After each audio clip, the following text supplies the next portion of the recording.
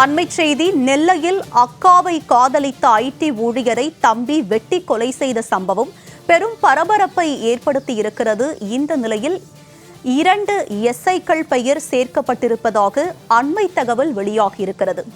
நெல்லையில் அக்காவை காதலித்த ஐடி ஊழியரை தம்பி கொலை செய்த சம்பவம் பெரும் பரபரப்பை ஏற்படுத்தியிருக்கும் நிலையில் கொலையாளி சுர்ஜித்தின் தந்தை தாய் பெயர்கள் முதல் தகவல் அறிக்கையில் சேர்க்கப்பட்டிருக்கிறது. இது பற்றிய கூடுதல் விவரங்களோடு இணைகிறார் எமது நெல்லை செய்தியாளர் செல்வராஜ். அவரிடம் விவரங்களை கேட்டு பெறலாம். செல்வராஜ், இது தொடர்பான விரிவான விவரம் என பதிவு பண்ணுங்க. நிச்சயமாகுமா, நேற்று திருநெல்வேலி மாவட்டம் பாளையங்கோட்டை கேடிசி நகரில் வந்த அந்த ஐடி ஊழியர் கவின் என்பவர் மிக கொடூரமாக படுகொலை செய்யப்பட்டுள்ளார். இந்த சம்பவம் தொடர்பாக பாளையங்கோட்டை காவல் நிலையத்தில் வழக்கு பதிவு செய்யப்பட்டது. இதைத் தொடர்ந்து அந்த சம்பந்தப்பட்ட பெண்ணினோட சகோதரர் சுஜித் நேரடியாக பாளையங்கோட்டை காவல் நிலையத்தில் சரணடைந்தார்.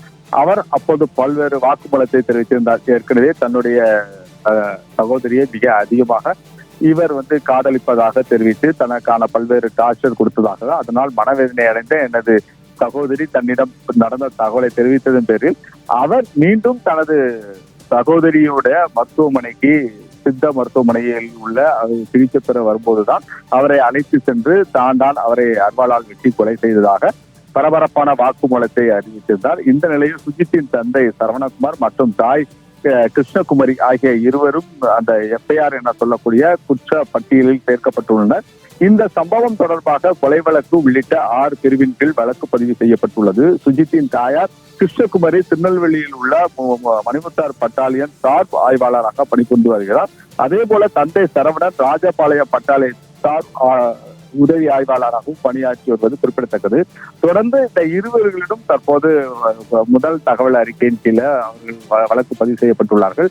தொடர்ந்து அவர்களிடம் விசாரணை மேற்கொள்ளப்படும் என பாளையங்கோட்டையில் உள்ள உதவி கமிஷனர் சுரேஷ் நம்மிடம் நேரடியாக தெரிவித்துள்ளார். தொடர்ந்து இந்த விஷயம் தொடர்பாக முதல் தகவல் அறிக்கை என்பது அவர் இருவர் மீதும் பதிவு செய்யப்பட்டு அதன் பிறகு அவர் விசாரணைக்காக அழைக்கப்படுவார்கள். அந்த விசாரணையில் அவர்கள் சொல்லக்கூடிய தகவல் அனைத்தும் வீடியோ மூலமாக பதிவு செய்யப்படும் எனவும் தெரிவித்துள்ளார்கள்.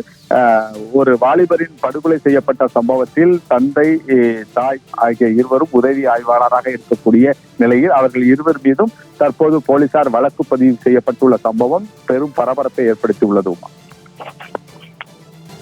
ஐடி ஊழியர் கொலை தொடர்பான அண்மை தகவல்களை பதிவு செய்தமைக்கு நன்றி செல்வராஜ்.